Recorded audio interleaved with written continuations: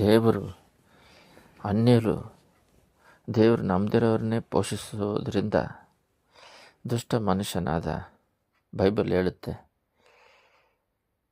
ಇಸ್ಮಾಯೇಲನ್ನೇ ಆಶೀರ್ವದಿಸಬೇಕಾದ್ರೆ ದೇವರ ರಕ್ತದಿಂದ ತೊಳೆದಿರುವ ನಮ್ಮನ್ನು ಆಶೀರ್ವದಿಸದೆ ಬಿಡ್ತಾರೋ ದೇವರ ಮಕ್ಕಳು.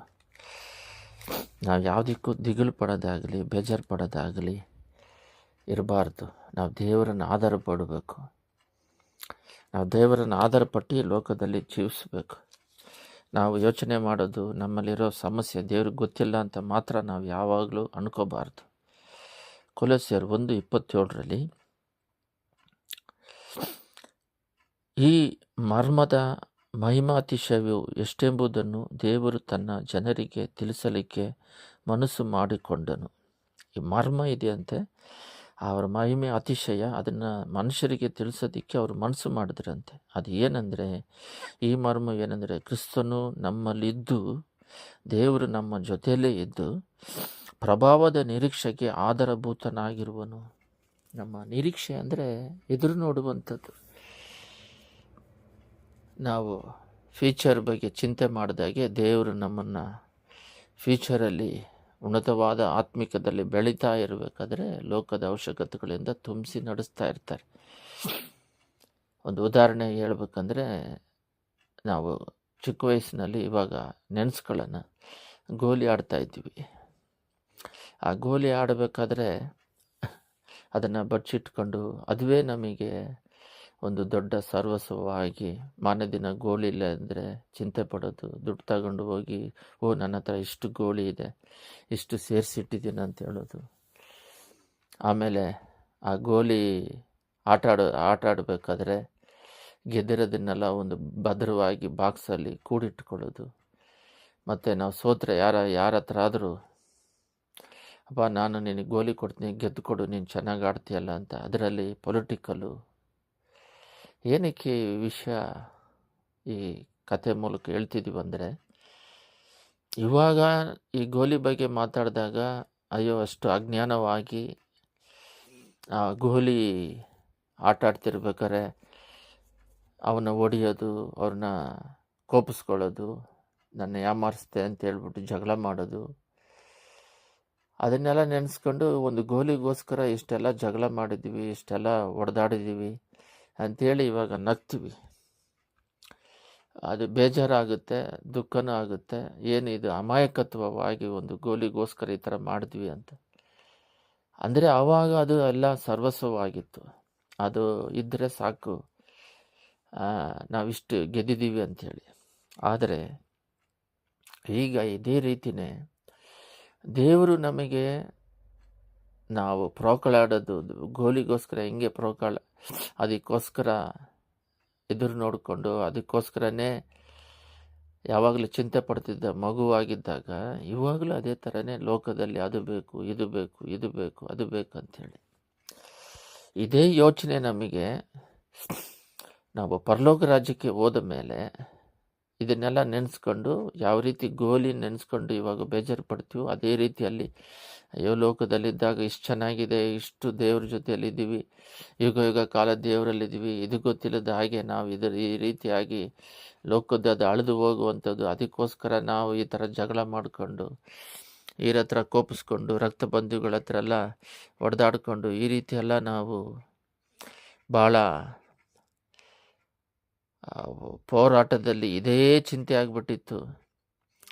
ನಾವು ಇವಾಗ ಗೊತ್ತಾಯಿತು, ಅದಕ್ಕೆ ಚಿಂತೆ ಪಡಬೇಕಾಗಿಲ್ಲ. ನಾವು ಆತ್ಮಿಕದಲ್ಲಿ ಪರಲೋಕ ರಾಜ್ಯದಲ್ಲಿ ದೇವ್ರ ಜೊತೆಲಿ ಇರೋದಕ್ಕೋಸ್ಕರ ನಾವು ಪ್ರಯಾಸ ಪಡಬೇಕಾಗಿರುತ್ತಂಥೇಳಿ ಆವಾಗ ಗೊತ್ತಾಗುತ್ತೆ. ಈ ಲೋಕದ್ದು ಪರಲೋಕಕ್ಕೆ ಹೋಲಿಸಿದ್ರೆ ಏನಿಲ್ಲ. ಅದರಿಂದ ನಾವು ಯಾವಾಗಲೂ ದೇವರ ಆತ್ಮಿಕದಲ್ಲಿ ದೇವರು ಏನೇ ನಡೆದರೂ ಕೂಡ ದೇವ್ರನ್ನ ಬಿಟ್ಟುಬಿಡೋದಾಗೆ, ವಿಶ್ವಾಸನ ಕಳ್ಕೊಳ್ಳೋದಾಗೆ ಇಲ್ಲಿ ದೇವರು ಅದನ್ನೇ ಹೇಳ್ತಾ ಇರೋದು. ಒಂದು ಮರ್ಮ ಇಟ್ಟಿದ್ದಾರಂತೆ. ಆ ಮರ್ಮ ಏನಂದರೆ, ಪ್ರಭಾವದ ನಿರೀಕ್ಷೆಗೆ ಆಧಾರಭೂತನಾಗಿರುವುದೇ. ಅವರು ನಿರೀಕ್ಷೆಗೆ ಅವರ ಆಧಾರಭೂತನು. ಇಲ್ಲಿ ಯಾರೋ ಒಬ್ಬರು ಬಂದು, ಏನು ಮನೆ ಇಲ್ವಾ ಅಂದರೆ, ಇಲ್ಲ ನಾವು ಬಾಡಿಗೆ ಮನೆಯಲ್ಲಿದ್ದೀವಿ ಅಂದರೆ ಅವರು ಸ್ಟಾರ್ಟ್ ಮಾಡ್ತಾರೆ, ಏನು ಇಷ್ಟು ಕಷ್ಟಪಡ್ತಾ ಇದ್ದೀರಾ, ಇನ್ನೂ ಕೂಡ ಬಾಡಿಗೆ ಮನೆ ಎಲ್ಲೇ ಇದ್ದೀರಾ, ಯಾಕೆ ಸ್ವಂತ ಮನೆ ಇಲ್ವಾ, ಹಂಗೆ ಹಿಂಗಂತ. ಅವಾಗ ನಾವು ಬೇಜಾರಾಗುತ್ತೆ.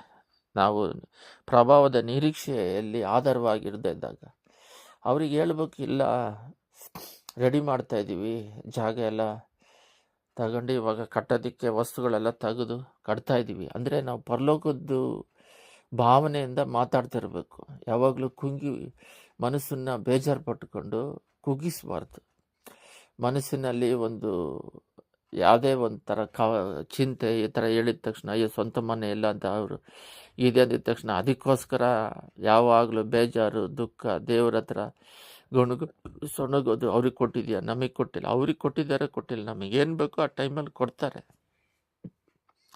ಆದರೆ ಯಾವುದೇ ವಿಷಯದಲ್ಲಿ ಕೂಡ ನಾವು ಬಂದ್ಬಿಟ್ಟು ಚಿಂತೆ ಮಾಡಿದ ಹಾಗೆ ಇರಬೇಕು. ಅವ್ರು ಹೇಳಿದ ತಕ್ಷಣ ನಾವು ಮನೆ ಇಲ್ವಲ್ಲ ಅಂತೇಳಿ ಬೇಜಾರು ಪಡೋದು. ದೇವ್ರು ನಮಗೆ ಏನಿಟ್ಟಿದ್ದಾರೋ ಈ ಲೋಕದಲ್ಲಿ ಏನು ಕೊಡಬೇಕು ಎಲ್ಲ ಅವರು ಡಿಸೈಡ್ ಮಾಡಿದ್ದಾರೆ.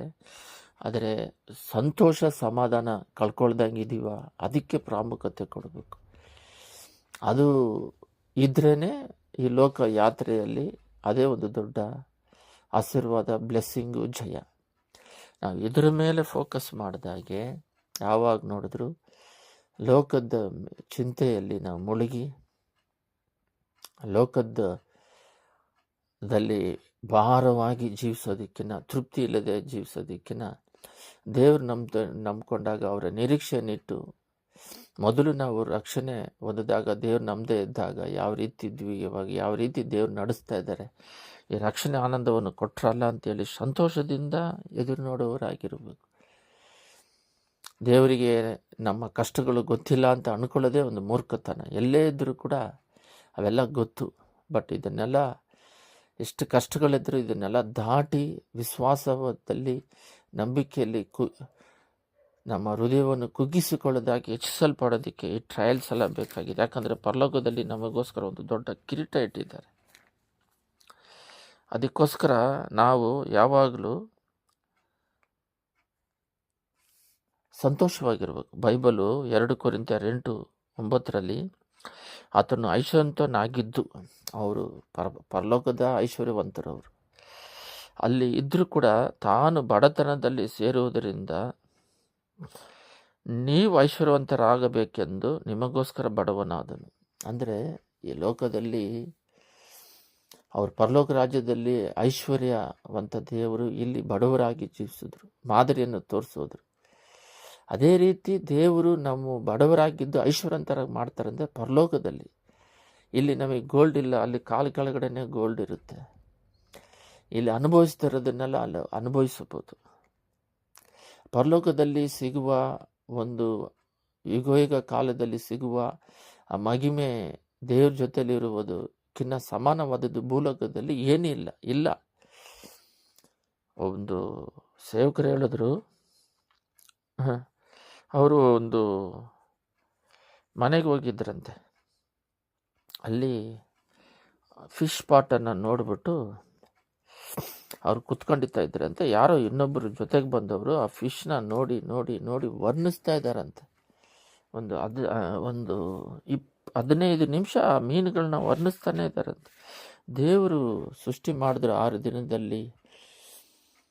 6ನೇ ದಿನದಲ್ಲಿ ಮೃಗಗಳನ್ನೆಲ್ಲ ಈ ಥರ ಎಲ್ಲ ಮನುಷ್ಯರನ್ನೆಲ್ಲ ಸೃಷ್ಟಿ ಮಾಡಿದ್ರು. ಆ ಗಾಳಿ ಬೆಳಕು ಎಲ್ಲ ಸೃಷ್ಟಿ ಮಾಡಿದ್ರು. ಅದರಲ್ಲಿ ಸಮುದ್ರ ಮೀನುಗಳು ಅಂತ ಇದೆ. ನೋಡಿದ್ರೆ ಬರೀ ಮೀನಂದರೆ ಬರೀ ಒಂದು ಮನುಷ್ಯರ ಥರ ಒಂದು ಮೀನು ಥರ ಇದ್ದರೆ ಪರವಾಗಿಲ್ಲ. ಇದು ನೋಡ್ರಿ, ಈ ಪೋಡಿಯಂ ಮತ್ತು ಈ ಅಕ್ವೇರಿಯಮಲ್ಲಿ ಈ ಮೀನುಗಳು ರಕರಕವಾಗಿ ಕಲರ್ ಆಗಿ ಒಂದಕ್ಕೆ ಒಂದು ಎಷ್ಟು ಅಂದವಾಗಿ ದೇವ್ರು ಸೃಷ್ಟಿ ಮಾಡಿದ್ದಾರೆ ಅಂಥೇಳಿ ಆ ಕಲರ್ಗಳನ್ನ ನೋಡಿಕೊಂಡು ಒಂದಕ್ಕಿಂತ ಒಂದು ವರ್ಣಿಸ್ತಾ ಇದ್ರಂತೆ.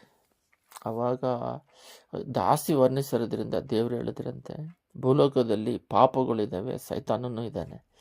ಪರಲೋಕದಲ್ಲಿ ಅದು ಇನ್ವಿಸಿಬಲ್, ಕಣ್ಣಿಗೆ ಕಾಣದೇ ಇರೋದು, ಇದು ಕಾಣುವಂಥದ್ದು.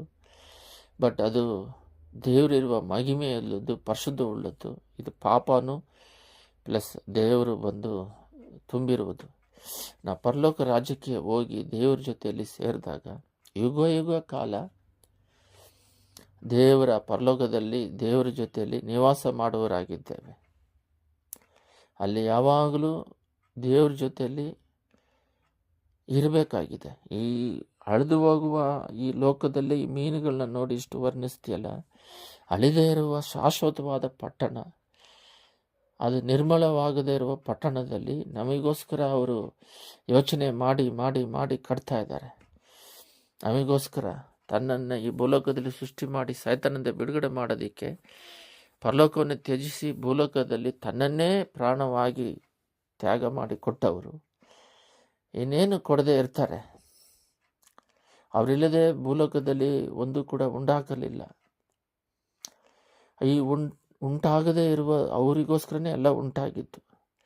ಅವರು ನಮಗೆ ತಕ್ಕ ಸಮಯದಲ್ಲಿ ಆ ಅವಶ್ಯಕತೆಗಳನ್ನ ತೀರಿಸ್ತಾರೆ. ನಮ್ಮ ವಾಂಛೆ ಭಾರ ದೇವರ ಮೇಲೆ ಅಧಿಕವಾದ ಪ್ರೀತಿ, ವಿಶ್ವಾಸ, ನಂಬಿಕೆ, ಸಾಕ್ಷಿಯುಳ್ಳ ಜೀವಿತ, ಭಯ, ಭಕ್ತಿ ಹೆಚ್ಚಿಸಿಕೊಂಡು ಅವರಾಗೆ ಮಾರ್ಪಡೋದಕ್ಕೆ ನಾವು ಪ್ರಾಮುಖ್ಯತೆ ಕೊಟ್ಕೊಂಡು ಹೋಗ್ತಾ ಇದ್ದರೆ ಈ ಲೋಕದಲ್ಲಿ ಆ ಟೈಮಿಗೆ ಅದು ಸಂಧಿಸ್ತಾರೆ. ಲೋಕದ್ದು ಅವಶ್ಯಕತೆ ಬಗ್ಗೆ ಎಲ್ಲ ನಮ್ಮ ಒಂದು ದೊಡ್ಡ ಭಾರವಾಗಿ ಕಾಣೋದಿಲ್ಲ. ದೇವರೊಬ್ಬರು ಇದ್ದರೆ ಸಾಕು. ಒಂದು ಉದಾಹರಣೆಗೆ, ಪೂರ್ತಿ ದೇವರೇ ಈ ಭೂಲೋಕದಲ್ಲಿ ಪೂರ್ತಿ ಐಶ್ವರ್ಯ, ಬಂಗಾರ ಎಲ್ಲ ಒಂದು ಪುಟ್ಟಿ ತುಂಬಿಸ್ಬಿಟ್ಟು ತಗ ಅಂತ ಹೇಳಿ ಈ ಕಡೆ ಬಂದು ಕುತ್ಕೊಂಡು ಅದು ಬೇಕಾ ನಾನು ಬೇಕಂತ ಕೇಳಿದ್ರೆ ನಾವು ಯಾವುದನ್ನು ಚೂಸ್ ಮಾಡ್ತೀವಿ? ಸರಿ, ಬಂಗಾರ ಬೇಕಂದರೆ ದೇವರು ಬೇಡವಂತನ ಅಂತ. ದೇವರು ಒಬ್ಬರು ಇದ್ದರೆ ಸಾಕು, ಎಲ್ಲನೂ ನಮ್ಮದೇ. ಪರಲೋಕವೇ ನಂಬುದು, ನಾವು ಅವ್ರ ಜೊತೆಯಲ್ಲಿ ಇಟ್ಕೊಳ್ತಾರೆ. ಅದರಿಂದ ನಾವು ಯಾವುದ್ರ ಮೇಲೆ ಮನಸ್ಸು ಮಾಡ್ತಾಯಿದ್ದೀವಿ, ನಮ್ಮ ಮನಸ್ಸು ಯಾವುದ್ರ ಮೇಲೆ ನಿರೀಕ್ಷೆ ಇದೆ. ಚಿಕ್ಕ ವಯಸ್ಸಿನಲ್ಲಿ ಗೊತ್ತಿಲ್ಲದಂಗೆ ಗೋಲಿಗೋಸ್ಕರ ನಮ್ಮ ಮನಸ್ಸು ಆತುರ ಪಡ್ತಾಯಿತ್ತು. ಅದೇ ರೀತಿಯಾಗಿ ನಾವು ಪರಲೋಕ ರಾಜ್ಯಕ್ಕೆ ಹೋದಾಗ ನಾವು ಸ್ವಲ್ಪ ಈ ಲೋಕದಲ್ಲಿ ಇಷ್ಟು ಮಹಿಮೆ ಉಳ್ಳೋದನ್ನು ಬಿಟ್ಟುಬಿಟ್ಟು ಸುಮ್ಮನೆ ತಾತ್ಕಾಲಿಕವಾದಕ್ಕೋಸ್ಕರ ನಾವು ಸುಮ್ಮನೆ ಯಾವ ರೀತಿ ಗೋಲಿಗೋಸ್ಕರ ಜಗಳ ಮಾಡೋದು, ಈ ಥರ ಎಲ್ಲ ಜಾಗಕ್ಕೋಸ್ಕರ ಜಗಳ ಮಾಡ್ತೀವಿ. ಬಟ್ ನಾವು ಅದನ್ನೆಲ್ಲ ಬಿಟ್ಟು ಬರಬೇಕಾಗಿದ್ದಂಥ ಒಂದು ಗೋಲಿಗೋಸ್ಕರ ನೆನೆಸಿ ಯಾವ ರೀತಿ ಬೇಜಾರು ಪಡ್ತೀವೋ ಅದೇ ರೀತಿ ಪರಲೋಕದಲ್ಲಿ ನಾವು ಏನಕ್ಕೆಲ್ಲ ಇವಾಗ ಪ್ರಯಾಸ ಪಡ್ತೀವೋ ಅದೆಲ್ಲ ವ್ಯರ್ಥ. ನಾವು ಆತ್ಮಕ್ಕೋಸ್ಕರ ಪ್ರಯತ್ನ ಪಡಬೇಕು ಅನ್ನೋದು ನಮಗೆ ಗೊತ್ತಾದಾಗ ಅದೇ ಬೇಜಾರಾಗುತ್ತೆ. ಪ್ರಾರ್ಥನೆ. ಸ್ತುತಿಮದಲ್ಲಿ ನಿವಾಸ ಮಾಡುವ ಪರಲೋಕ ತಂದೆಯೇ, ಒಂದು ಉದಾಹರಣೆಯಾಗಿ ಆ ಗೋಲಿಯನ್ನು ಆಡಬೇಕಾದ್ರೆ ಅದೇ ನಮಗೆ ಪೊಲಿಟಿಕಲು, ಅದೇ ನಮ್ಮ ಒಂದು ತಂತ್ರಗಳು, ಕುತಂತ್ರಗಳು ಸೇರಿಸಿಡೋದು, ಅದೇ ನಮಗೆ ದೊಡ್ಡ ಒಂದು ಐಶ್ವರ್ಯ. ಅದಕ್ಕೋಸ್ಕರ ಜಗಳಗಳು, ಅದಕ್ಕೋಸ್ಕರ ಹೊಡೆದಾಟಗಳು ಎಷ್ಟೋ ಮಾಡ್ತಾ ಇದ್ದೀವಿ. ಆದರೆ ಇವಾಗ ನೆನೆಸ್ಕೊಂಡ್ರೆ ಅದು ಚಿಕ್ಕ ಮಕ್ಕಳ ಚೇಷ್ಟೆ ಅಂತ ಗೊತ್ತಾಗುತ್ತೆ. ಅದೇ ರೀತಿಯಾಗಿ ದೇವರು ದೃಷ್ಟಿಯಲ್ಲಿ ನಾವು ಇಂಟು ನೋಡಿದಾಗ ಚಿಕ್ಕ ಮಕ್ಕಳಾಗಿ ಇಲ್ಲಿ ಕೆಲಸಕ್ಕೆ ಬಾರೋದಕ್ಕಾಗಿ ನಾವು ಹೋರಾಡ್ತಾ ಇದ್ದೇವೆ, ಕೆಲಸಕ್ಕೆ ಬರೋದಕ್ಕಾಗಿ ಹೋರಾಡ್ತಾ ಇಲ್ಲ. ಈ ಟೆಸ್ಟ್, ಈ ಲೋಕದಲ್ಲಿ ಜೀವಿಸುವಂಥ ಈ ಟೆಸ್ಟಲ್ಲಿ ಅಪ್ಪ, ಏನೇ ಟೆಸ್ಟ್ ಬಂದರೂ ನಿನ್ನನ್ನು ಪ್ರೀತಿ, ವಿಶ್ವಾಸ, ನಂಬಿಕೆಯಲ್ಲಿ, ನಿರೀಕ್ಷೆಯಲ್ಲಿ, ವಾಕ್ಯದಲ್ಲಿ ಹೇಳಿದ್ರ ಪ್ರಕಾರ ಒಂದು ಮರ್ಮ ಇಟ್ಟಿದ್ದೀರ, ಅದು ನಿನ್ನನ್ನು ನಿರೀಕ್ಷೆ ಇಟ್ಟುಕೊಂಡು ಬಾಳುವಂಥದ್ದು. ನಮ್ಮನ್ನು ಪರಲೋಕದಲ್ಲಿ ಐಶ್ವರ್ಯವಂತರಾಗಿ ಮಾಡೋದಕ್ಕೋಸ್ಕರ ಈ ಭೂಲೋಕದಲ್ಲಿ ಅವಶ್ಯಕತೆಗಳನ್ನ ತೀರಿಸೋದಕ್ಕೋಸ್ಕರ ಬಡವನಾಗಿ ಬಂದು ಜೀವಿಸಿದ್ರಿ, ದಾರಿ ತೋರಿಸಿದ್ರಿ. ಲೋಕದಲ್ಲಿ ಎಷ್ಟೇ ಐಶ್ವರ್ಯ ಇದ್ದು ನೀವಿಲ್ಲದೆ ಹೋದರೆ ಏನು ಪ್ರಯೋಜನ ಇಲ್ಲ. ಅದರಿಂದ ಆರೋಗ್ಯ ಕೊಡುವರು, ಆಯುಸ್ಸು ಕೊಡುವರು, ಸಮಾಧಾನ ಕೊಡುವರು, ಪರಲೋಕ ರಾಜ್ಯ ಕೊಡುವರು, ನಮ್ಮನ್ನು ಕಾಪಾಡಿ ನಡೆಸ್ತಾ ಇರುವವರು, ನಮ್ಮ ಸಂತತಿಗಳನ್ನು ಆಶೀರ್ವದಿಸ್ತಾ ಇರುವರು, ಬೇಲಿ ಹಾಕಿ ಕಾಪಾಡ್ತಿರೋದು, ಎಷ್ಟು ದುಷ್ಟ ಮನುಷ್ಯರ ಸೈತಾನಿಂದ ಬಿಡುಗಡೆ ಮಾಡಿ ನಡೆಸ್ತಾ ಇರುವರು, ಕೋಟಾನ ಕೋಟಿ ಸ್ತೋತ್ರ. ಯೇಸುವಿನ ನಾಮದಲ್ಲಿ ಬೇಡುತ್ತಿದ್ದೇವೆ ತಂದೆ, ಆಮೇನ್.